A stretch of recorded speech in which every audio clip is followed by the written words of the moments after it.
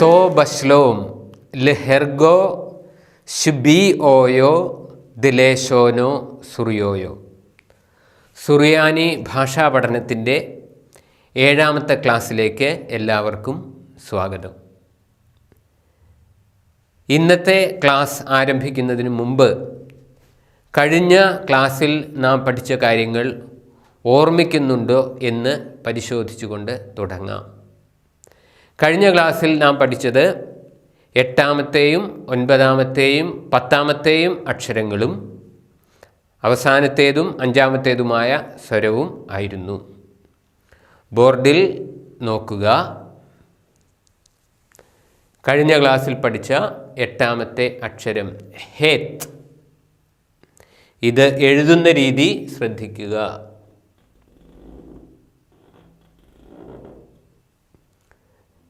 താഴേന്ന് മുകളിലേക്ക്, വീണ്ടും താഴേന്ന് മുകളിലേക്ക്. ഹേത്ത്.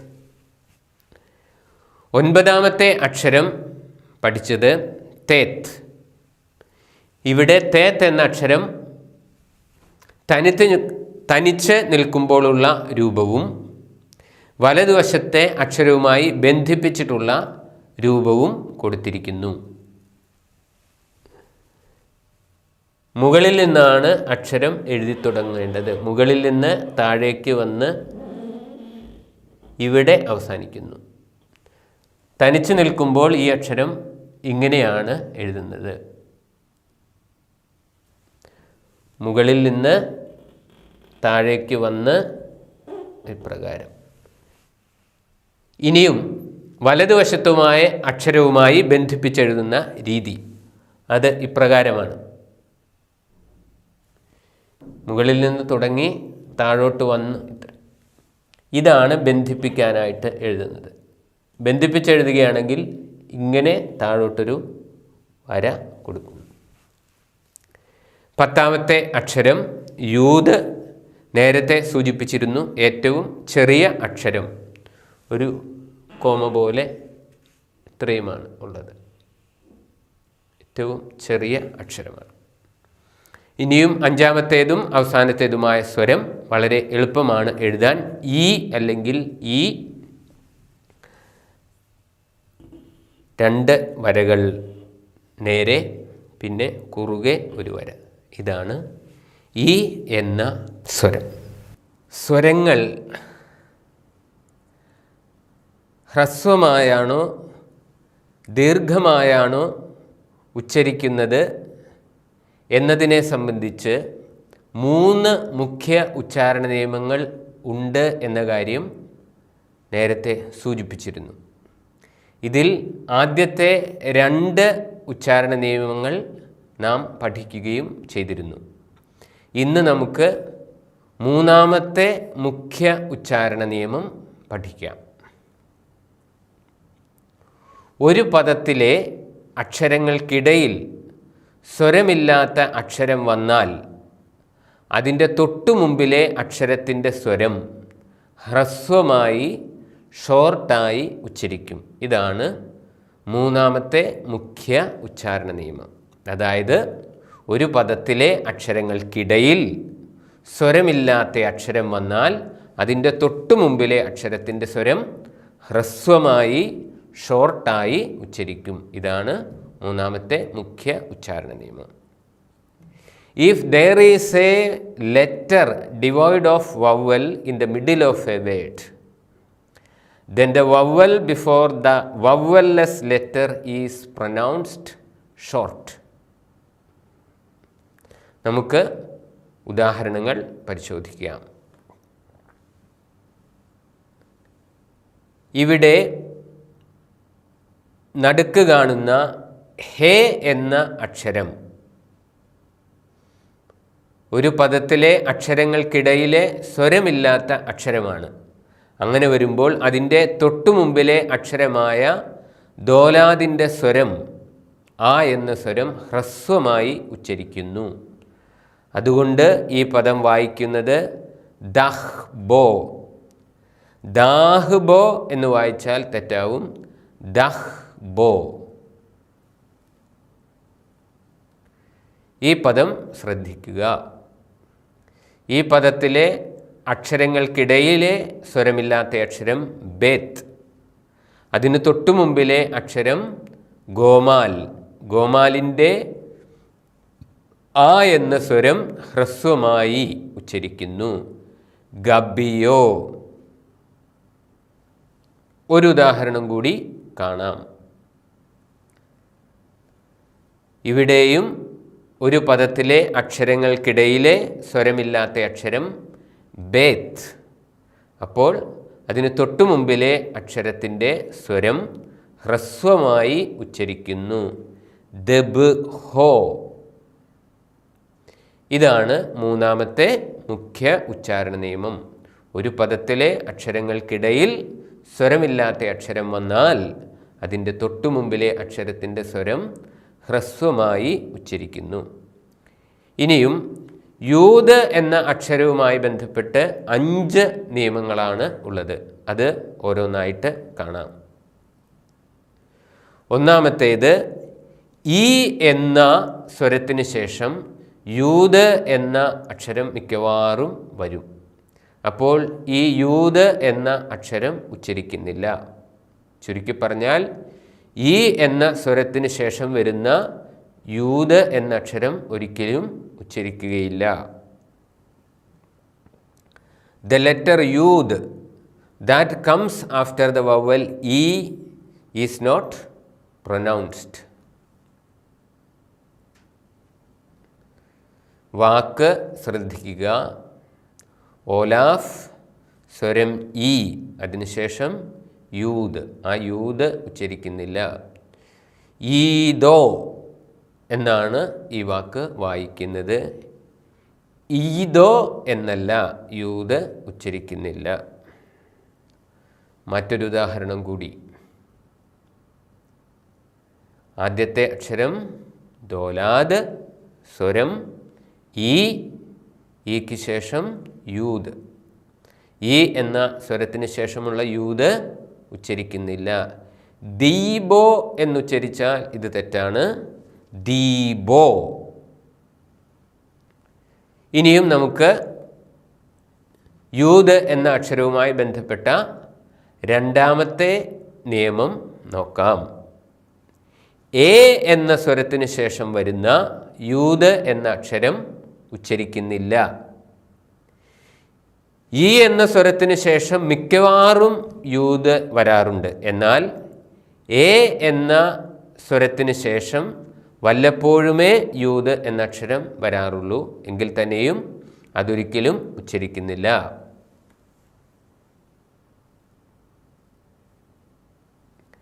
The letter Yud that comes after the vowel A is not pronounced. ഉദാഹരണങ്ങൾ കാണാം. ദോലാത്ത്, എ എന്ന സ്വരത്തിന് ശേഷം യൂദ് എന്ന അക്ഷരം. എ എന്ന സ്വരത്തിന് ശേഷം വരുന്ന യൂദ് ഉച്ചരിക്കുന്നില്ല. ദൈ എന്ന് വായിക്കില്ല. ദേ. ഒരു ഉദാഹരണം കൂടി. ഇവിടെ ഗോമാൽ, ഗോമാലിനു മുകളിൽ എ എന്ന സ്വരം, അതിനുശേഷം യൂദ്. ഗൈ എന്നത് വായിക്കാൻ പാടില്ല. എ എന്ന സ്വരത്തിന് ശേഷം വരുന്ന യൂദ് ഉച്ചരിക്കുന്നില്ല. ഗേ. ഇനിയും യൂദ് എന്ന അക്ഷരവുമായി ബന്ധപ്പെട്ട മൂന്നാമത്തെ നിയമം. ആ എന്ന സ്വരത്തിന് ശേഷം യൂദ് വന്നാൽ ഐ എന്ന് ഉച്ചരിക്കുന്നു. ആ എന്ന അക്ഷരത്തിന് ശേഷം യൂദ് വന്നാൽ ഐ എന്ന് ഉച്ചരിക്കുന്നു. The letter yud comes after the vowel ആ ഈസ് പ്രൊനൗൺസ്ഡ് ആസ് ഐ. ഉദാഹരണം ശ്രദ്ധിക്കുക. ഐദോ, ഐദോ. ആ എന്ന സ്വരത്തിന് ശേഷം യൂദ് വന്നാൽ ഐദോ. വേറൊരു ഉദാഹരണം. ഇവിടെ ദ എന്ന അക്ഷരത്തിന് മുകളിൽ ആ എന്ന സ്വരം, അതിനുശേഷം യൂദ് വരുന്നു. ദൈവോ, ദൈവോ. ആ എന്ന സ്വരത്തിന് ശേഷം യൂത് വന്നാൽ ഐ.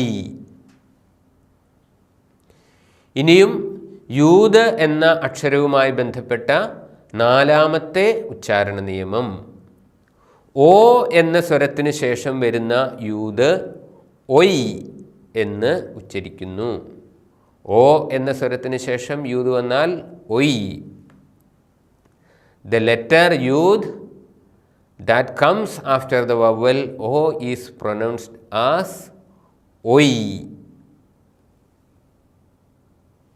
ഉദാഹരണം, ഹേ vowel o yud, ഹൊയ്, ഹൊയ്.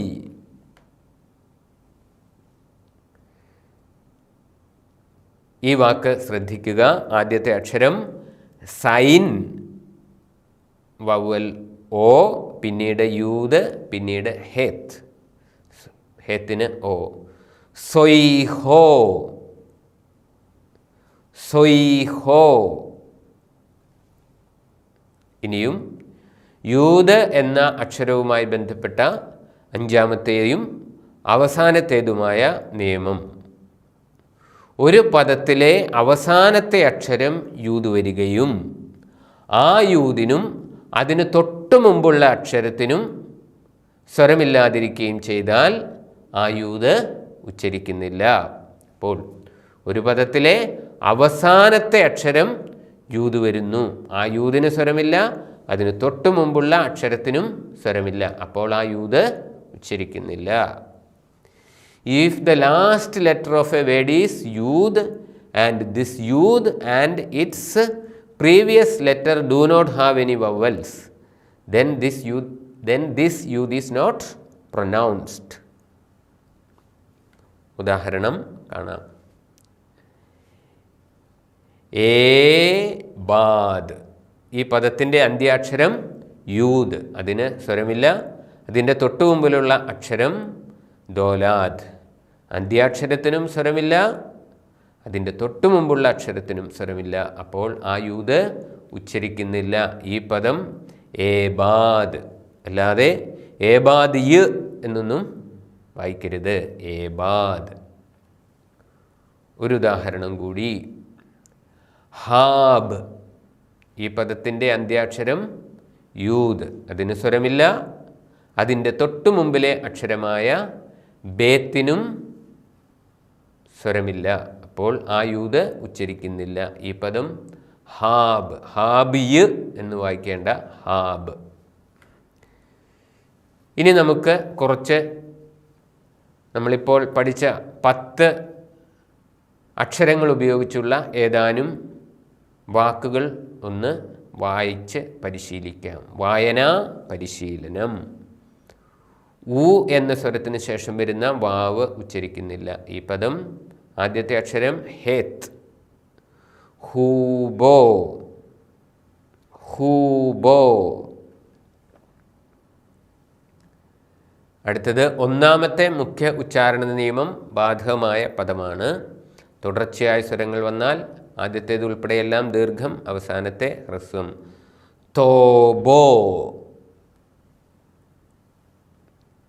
വീണ്ടും ഒന്നാമത്തെ മുഖ്യ ഉച്ചാരണ നിയമം തന്നെയാണ് ബാധകമായിരിക്കുന്നത്. കാരണം ഉ എന്ന സ്വരത്തിന് ശേഷം വരുന്ന വാവ് ഉച്ചരിക്കാത്തതിനാൽ ഈ വാവ് ഇല്ലാത്തതായി പരിഗണിച്ച് ഒന്നാമത്തെ മുഖ്യ ഉച്ചാരണ നിയമം അനുസരിച്ച് തുടർച്ചയായി സ്വരങ്ങൾ വരുന്ന വാക്കുകളെ പോലെ വായിക്കുന്നു.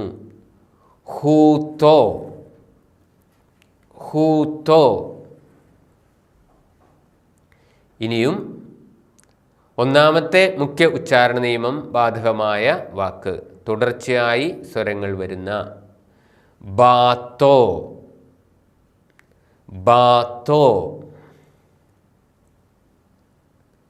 ഇനിയും ഒന്നാമത്തെ ചെറിയ ഉച്ചാരണ നിയമം ബാധകമായ പദമാണ്. അതായത് ഒരു പദത്തിൻ്റെ അന്ത്യാക്ഷരത്തിന്, ഒരു പദത്തിൻ്റെ അവസാനത്തെ അക്ഷരം ഓലാഫ് വരികയും അതിൻ്റെ തൊട്ടു മുമ്പിൻ്റെ അക്ഷരത്തിൻ്റെ സ്വരം ഓലാഫ് വന്നാൽ എപ്പോഴും ഹ്രസ്വമായിരിക്കും. ഒരു പദത്തിൻ്റെ അന്ത്യാക്ഷരം ഓലഫാണെങ്കിൽ അതിൻ്റെ തൊട്ടു മുമ്പിലെ അക്ഷരത്തിൻ്റെ സ്വരം എപ്പോഴും ഹ്രസ്വമായിരിക്കും. ഹ് സോ, ഹ് സോ. പലരും ഇത് തെറ്റിച്ച് വായിക്കുന്നത് ഹ് എന്ന പദം ഒറ്റയ്ക്ക് കണ്ടാൽ അത് ഹ എന്ന് വായിച്ച് ഹസോ എന്ന് വായിക്കാറുണ്ട്. അങ്ങനെ ഒരിക്കലും വായിക്കാനായിട്ട് പാടില്ല. ഹ് സോ. ഇതുപോലുള്ള വേറൊരു പദമാണ് ഓലാഫിൽ അവസാനിക്കുന്ന പദത്തിൻ്റെ തൊട്ടു മുമ്പിലെ അക്ഷരത്തിൻ്റെ സ്വരം എപ്പോഴും ഹ്രസ്വമായിരിക്കും. ഹ് തോ, ഹ് തോ. ഇതുപോലുള്ള വേറൊരു പദം ഹ് ദോ, ഹ് ദോ. ഇത് ഒന്ന് എന്നുള്ളതിൻ്റെ പുല്ലിംഗ പദമാണ്, ഇതിൻ്റെ തന്നെ സ്ത്രീലിംഗ പദം. ഇത് രണ്ടാമത്തെ മുഖ്യ ഉച്ചാരണ നിയമം അനുസരിച്ചാണ്. അന്ത്യാക്ഷരത്തിന് സ്വരമില്ലെങ്കിൽ അതിൻ്റെ തൊട്ടു മുമ്പിലെ അക്ഷരത്തിൻ്റെ സ്വരം ദീർഘമായി ഉച്ചരിക്കുന്നു. HAAD, HAAD. ഇനിയും അല്പം കൂടുതൽ അക്ഷരങ്ങൾ ഉൾക്കൊള്ളുന്ന അല്പം നീളമുള്ള വാക്കുകൾ വായിച്ച് പരിശീലിക്കാം. ഒന്നാമത്തെ മുഖ്യ ഉച്ചാരണ നിയമം തുടർച്ചയായി സ്വരങ്ങളുണ്ട്. ഇടയ്ക്ക് ഉ എന്ന സ്വരത്തിന് ശേഷം വാവ് വരുന്നുണ്ടെങ്കിലും അത് ഉച്ചരിക്കുന്നില്ലാത്തതിനാൽ ഇല്ലാത്തതായിട്ട് പരിഗണിക്കുന്നു. അപ്പോൾ തുടർച്ചയായി സ്വരങ്ങളുള്ള അക്ഷരങ്ങളെപ്പോലെ വായിക്കുന്നു. യോ ഹൂബോ, യോ ഹൂബോ. ഇതും ഒരു വലിയ വാക്കാണ്. ഒന്നാമത്തെ മുഖ്യ ഉച്ചാരണ നിയമം അനുസരിച്ച് ഈ ഹൂ ദോ യോ, ഈ ഹൂ ദോ യോ. ഇതും അല്പം വലുതാണ്. ഗാ ദൂ ദോ, ഗാ ദൂ ദോ.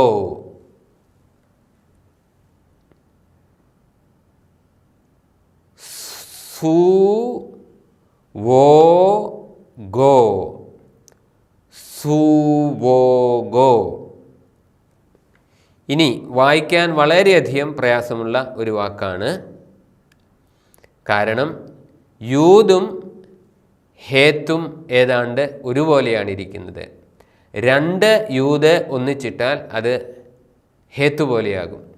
ഈ പദം ശ്രദ്ധിക്കുക. ഈ പദത്തിലെ ആദ്യത്തെ അക്ഷരം യൂത്, രണ്ടാമത്തെ അക്ഷരം ഹേത്ത്, മൂന്നാമത്തേത് യൂത്, നാലാമത്തേത് ദോലാദ്, വീണ്ടും യൂത് ഓലാഫ്. ഈ എന്ന സ്വരത്തിന് ശേഷം വരുന്ന യൂത് ഇവിടെ ഉച്ചരിക്കുന്നില്ല. അപ്പോൾ അത് ഇല്ലാത്തതായി പരിഗണിച്ച് തുടർച്ചയായി സ്വരങ്ങളുള്ളതുപോലെ വായിക്കണം. ഈ ഹീ ദോ യോ, ഈ ഹീ ദോ യോ, ഈ ഹീ ദോ യോ. ഒരു വാക്കുകൂടി പഠിച്ചുകൊണ്ട് ഇന്നത്തെ ക്ലാസ് അവസാനിപ്പിക്കാം. ഈ എന്ന സ്വരത്തിന് ശേഷം വരുന്ന യൂത് ഉച്ചരിക്കുന്നില്ല. പിന്നീട് ഇടയ്ക്ക് ഒരക്ഷരത്തിന് സ്വരമില്ലെങ്കിൽ മൂന്നാമത്തെ മുഖ്യ ഉച്ചാരണ നിയമം അനുസരിച്ച് ഇവിടുത്തെ ഇടയ്ക്കുള്ള അക്ഷരം സൈൻ സ്വരമില്ല. അപ്പോൾ അതിൻ്റെ തൊട്ടുമുമ്പിലെ അക്ഷരത്തിൻ്റെ സ്വരമായ ഈ ഹ്രസ്വമായി ഉച്ചരിക്കുന്നു. Is ഗാദോ, is ഗാദോ.